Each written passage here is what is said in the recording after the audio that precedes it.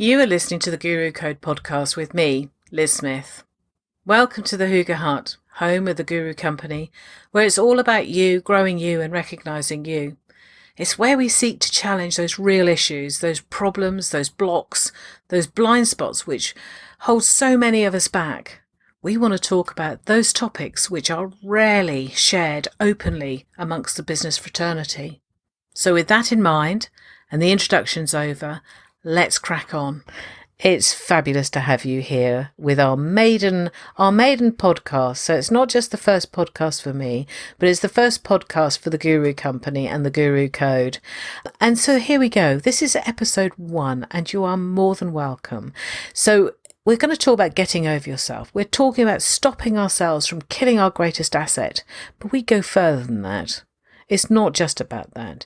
It's actually about embracing our greatest asset and deploying it in the most powerful ways and really getting comfortable with it.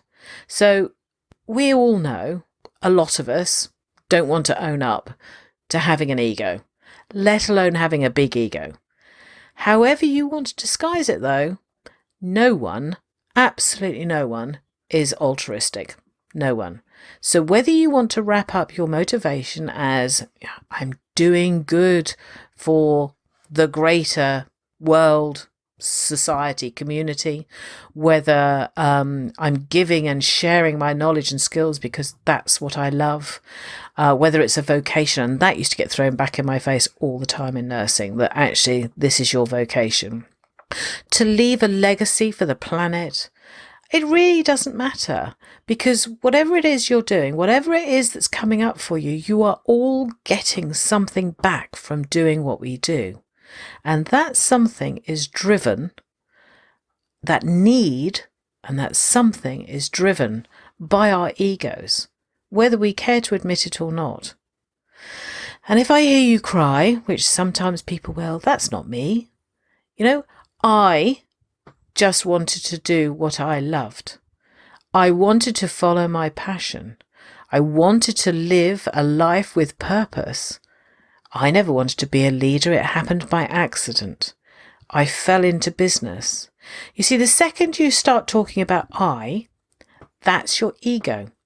So I've got a question for you that in response to whatever it is that came up, and that is, what is it about you that makes it okay for you to step aside from the normal trappings of 9 to 5? And if you're in England, the PAYE system, where you have an employer, and to do your own thing without that organisation around you.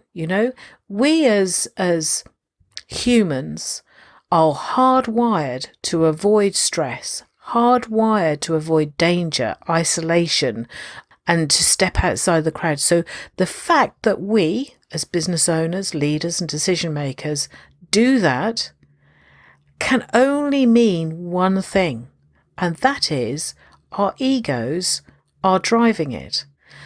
Now, it's really important that we don't shy away from this. We must have a big ego to give us the courage to step up and step outside of that pack and take these risks on to do it for ourselves, rather than having the comfort and the warmth and security of structures around us. And I always find it really interesting that immediately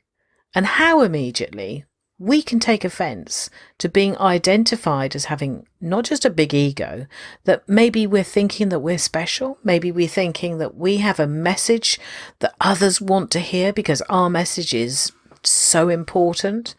And yet it's the one thing that has kept us alive and thriving as a vulnerable baby. It's an amazingly powerful and vitally inherent part of our survival. Now, it's only when we start deploying our ego, as we did as a baby, that potentially we hit brick walls, okay? But as a business owner, we shouldn't be dismissing this ego. We shouldn't be quashing it. It's our greatest asset. It's the key element to success that costs you nothing. Or does it? It could be. So just remember this, you were not born to blend in with the crowd. You just weren't. You see, it's not difficult to work your way back to the roots of where perhaps our reluctance really started growing, that reluctance to be identified as having an ego, let alone a big ego, or, the fact that people thought we were arrogant or conceited, to think we should be doing anything other than what is accepted as the norm within our society, our bubble, if you like. And yes, of course, there's always going to be exceptions to this. That's not part of this. But just thinking about it, from a very young age, we were dressed in school uniforms. We followed certain fashions. We went to certain clubs that played our type of music, and perhaps followed even certain sporting teams that wore colours as such. Now, I can remember my first ever footy match, as a preteen. I think we got free tickets. But anyway, we went along Norwich City at Carrow Road in Norfolk, and we were against Millwall. Now, that combination back in the 70s was not great. And somehow me and my friends got into the Barclay stand. Now, anyone who knows anything about football, potentially, will know without me telling them. But for those who don't, Barclay stand was known as the most lively end. It's where all the action happened, and probably all finished too. But at the end of the match, not only had I got into the wrong stand, but I managed to get herded out with the Millwall fans. Talk about standing out. I mean, yellow and green against black and white. It sings, does it not? So, although, Carrow Road is known as the Canaries, we sung like birds all the way home. We were quite safe, but it's very interesting. But just think about the social conditioning that we have all been through. And yet, I want to know this, right? How many times did it take before that saying, pride comes before a fall, lodged into your belief system? Or, how the mighty do fall? Perhaps you were told to be quiet and put your hand up. Maybe you were told to wait your turn, don't be greedy. Maybe you were told that most of your ideas are stupid, so keep them to yourself.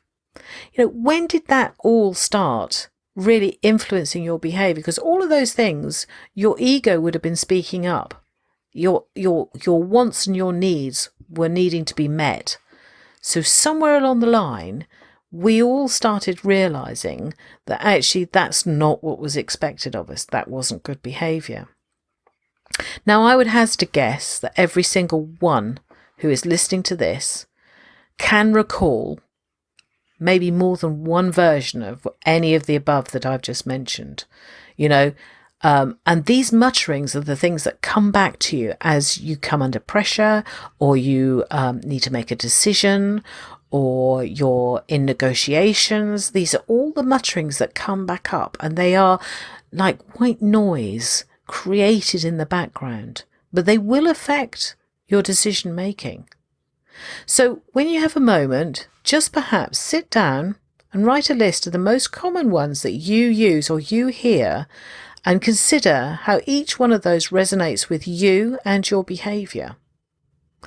Now, even though we've got to adulthood, you don't have to go far to find that actually even today, as adults, the evil perils of having an ego are still out there and are still there for our absorbing, if you like. Now, I just Googled for quotes quite quickly, just randomly, and straight away the first one comes up.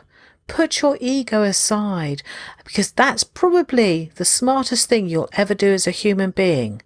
What the heck? That's how you become extinct. Seriously, hogwash. Get over yourself. Absolutely embrace what you have got. We are pack animals. No doubt about that. That's a truism.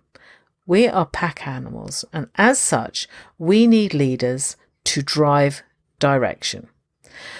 We need, and we are willing to follow, charismatic people who rally the troops when morale dips. You just think about the people who have done it. Martin Luther King, Gandhi. They all had this big ego, this big vision of what we should and could be doing.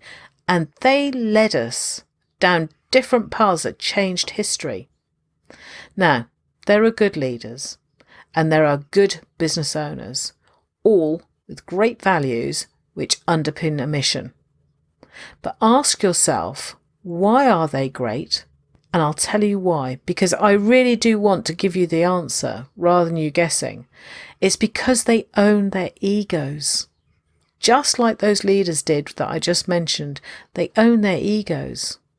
Do you? So let's have a think about this, okay? What do I mean by this? Well, I mean that they play to their strengths, okay?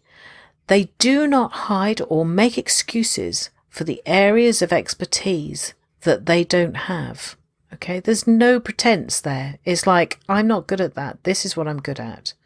So they deploy their ego by communicating their vision with transparency, and they embrace the unknown by bringing other people in. They bring other people around them who are better skilled, more knowledgeable, to ensure that their outcome, bear in mind, their outcome is achieved. It's like reverse psychology. Okay, so we're now going to sort of talk about what the ego can do. It brings you, it allows you to become visible. Okay, and we all have that ego, and that owning it and being able to deploy it will come from that self-esteem. That self-esteem and that sense of who I am and of my identity, which in turn and without explanation or words will create the air of clarity and confidence and charisma. And that makes us visible. Just by having that sense around us makes us noticeable. Now, it'll help in so many other ways, with our focus, with setting direction, with remaining and retaining resilience in tough times. You know, it gives us almost like that center point, that pillar that connects us, that real grounding that so many times when chaos comes and crisis comes, that we so often lose that sense of where we are. And yet, by having this, you will remain grounded. And yes, the biggest thing of all, your why becomes greater than you. That's where the reverse psychology just slaps you across the face, really. It's often when we deny ourselves, you see, this identity, that we can feel lost and unfulfilled. And that's when we start falling out of love with things, and we start sort of creating almost a chaos for ourselves, really. So it can also lead to feeling of defensiveness, okay, and being on the back foot, being under attack if you're not careful. And I think that this is where sometimes we hear that term of dented ego, you know, where all that negative comments come back into play. And it can be really extremely painful when you hear that. That really does land with an awful lot of people. So what I wanted to do is just suggest to you, just check in now about how you are operating and engaging your ego. It's not all that difficult to spot when you are not leading yourself well. So think of the number of times, maybe when your words in response to someone else's idea have been really quick. And it's like, I know that. I knew that all the time. But I know what I'm doing. It's like, I.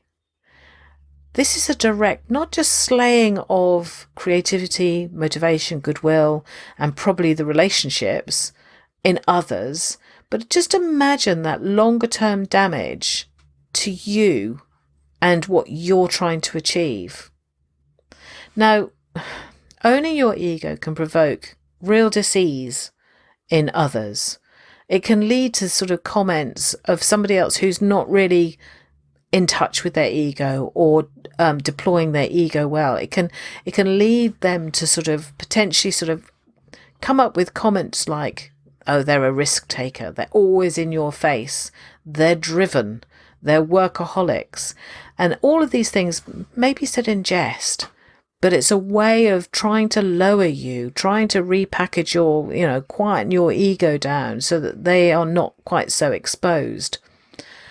So one of the reasons being is because when you're doing what you're doing and you're driving your business forward or you're making those decisions, this disease in others is about you asking them to break out of their comfort zone, for them to step up and join you.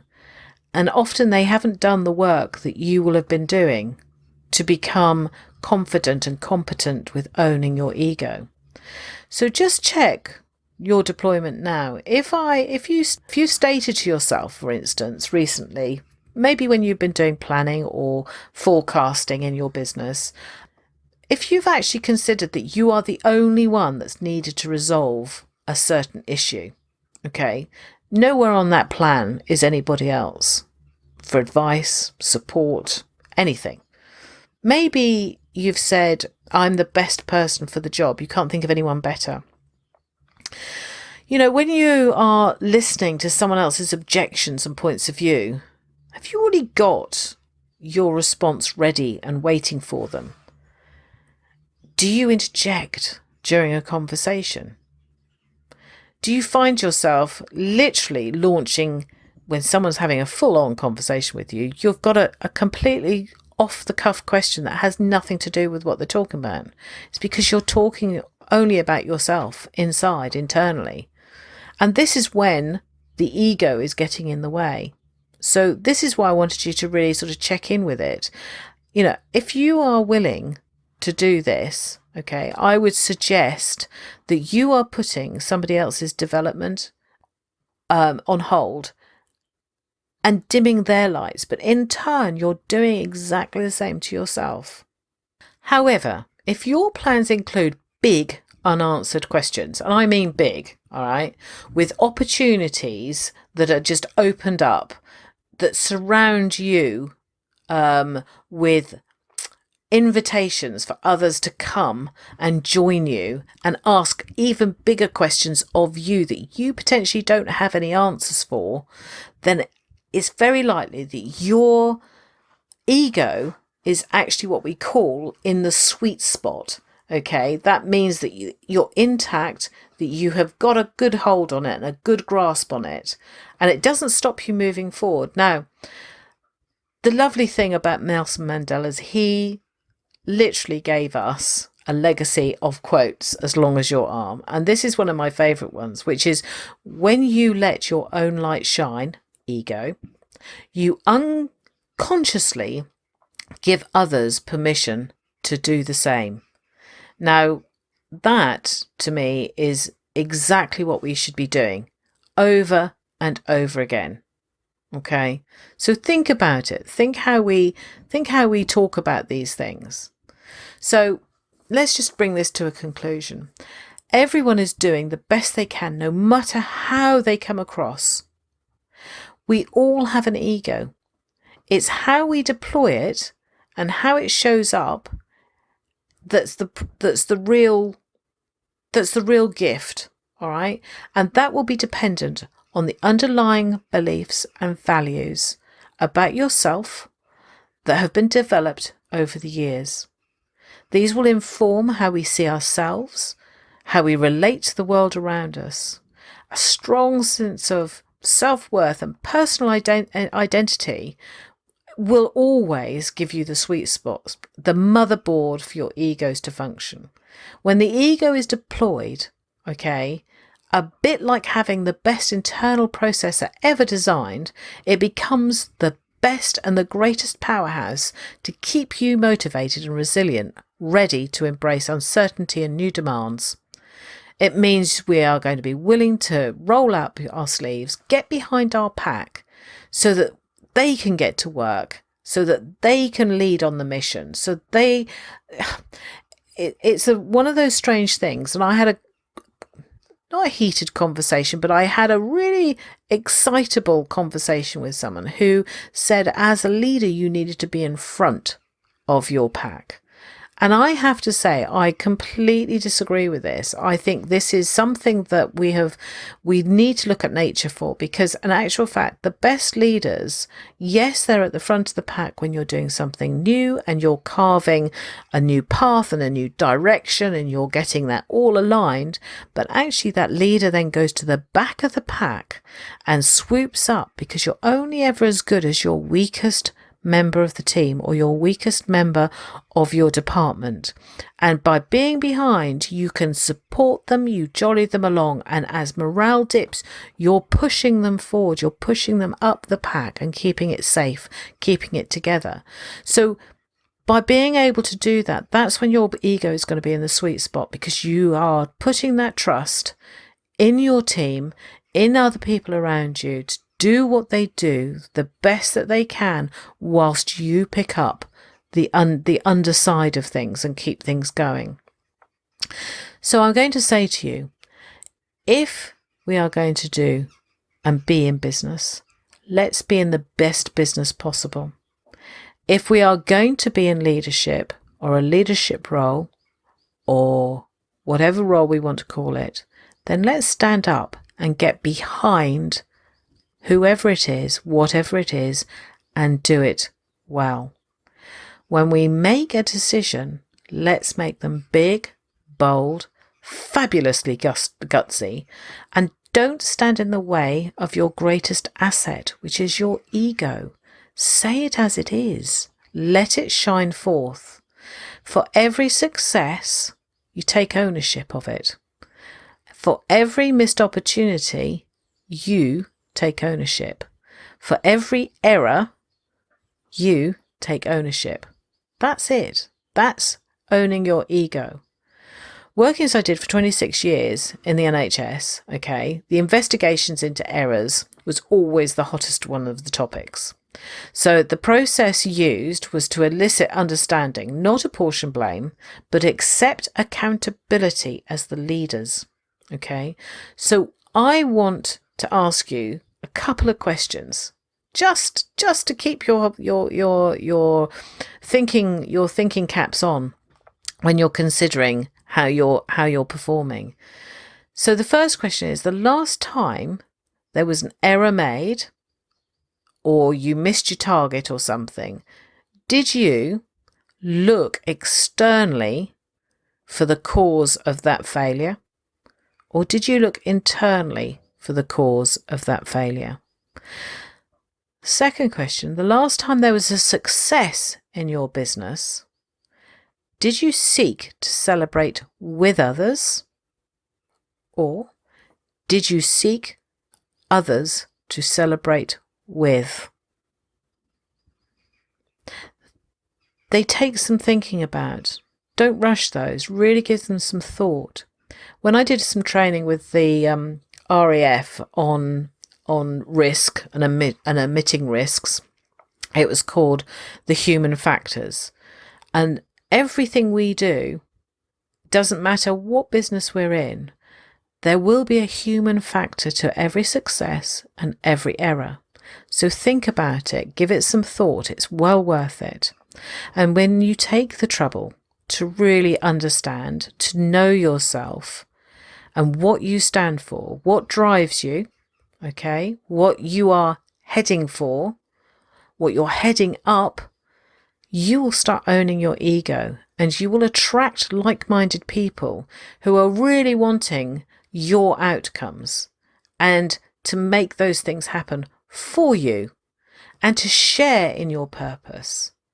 They're all going to be willing to join forces. Now that's powerful. So in the same vein, take a breath. You will repel those who don't share what you represent. And we mustn't be frightened of that, because both outcomes have the greatest value for you. You do not need to surround yourself with people who just want to say yes. And if you're not being yourself, it's quite likely that you don't have the right people around you. Imagine the positive impact that you could have on your business, your staff, your customers, when you have the greatest capacity to see what was once criticism is now or criticism and complaint is now sort of a fact of curiosity. Someone is really digging in there and they're curious how to make it better. How challenges can turn to shared passion. If someone really gives a damn, who really wants to challenge you, there's a passion underlying that. Take note of it. Where rejection, where someone says no to you, it becomes another untapped opportunity for exploration. Where conflict used to be seen as conflict is now breakthrough thinking. They're really powerful reframes, all of them. And all of them can happen because your ego becomes charismatic and inspiring. You no longer see any of that as a personal threat, nor do you approach situations with people in a defensive mode. There's a couple of lovely quotes that I go back to over and over again. And one is, you can't shake hands with a clenched fist. I have no understanding or no memory of who actually wrote that. It's just one of those things that's always in my head. And it's so true. And when you look at the great samurai warriors and the stance that they talk about, now I have no memory of the Japanese term for it, but I always remember the translation, and that is open on all 8 sides. That means that someone is so grounded that it doesn't matter what or who comes at them from whichever angle, they are ready to turn with full balance. And that's really where the ego comes in, because that balance will occur naturally. Now, I want you to leave you with just a thought, and that thought is, who are you serving as a leader and a business owner by not playing your best game with the full deck you were given? You are doing equal damage to your business by killing off your ego as you are embracing it and deploying it incorrectly. So think on. Now, it's been a joy to be with you.